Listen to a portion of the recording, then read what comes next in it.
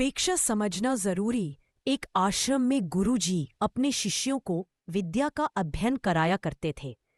एक दिन उन्होंने शिष्यों को समझाया कि सभी जीवों में भगवान का वास होता है और भगवान हम सब में विराजमान है, अतः हमें सभी को नमस्कार करना चाहिए।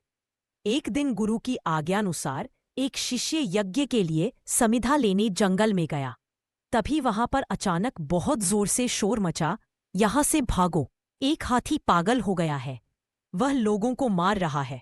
ये सुनकर वहां उपस्थित सभी लोग भाग गए, लेकिन वह शिष्य नहीं भागा। उसे अपने गुरुजी के कथन पर विश्वास था कि हाथी भी भगवान है, अतः भागने का क्या काम।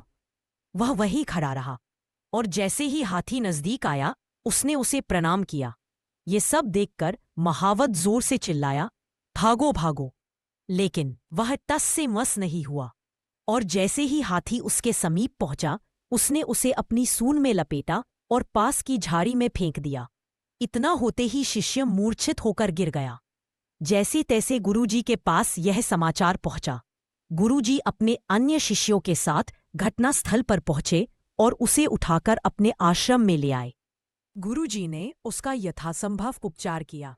कुछ समय पश्चात ही उसे होश आ गया तो गुरुजी ने उससे पूछा, जब इतना शोर मच रहा था कि पागल हाथी आ रहा है, सब लोग अपनी जान बचाकर भाग रहे थे, तो तुम क्यों नहीं भागे?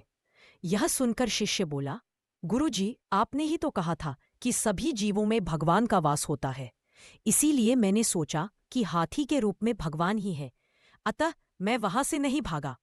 यह सुनकर गुरुजी बोले, पुत्र, यह ठीक है कि हाथी रूपी भगवान आ रहे थे, लेकिन यह भी तो ठीक था कि महावत रूपी भगवान ने तो तुम्हें वहां से भाग जाने को कहा था।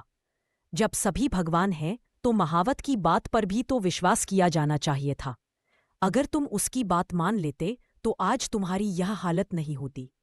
इस संसार में जल, वायु, वनस्पति आदि सभी देवता होते हैं, लेकिन सभी की अपने अपने स्थान पर उपयोगिता होती है। कोई जल देवता पर चढ़ाया है तो किसी जल से लोग नहाते धोते हैं। अतः हमें द्रव्य, क्षेत्र, काल और भाव को ध्यान में रखकर सभी कार्य करने चाहिए।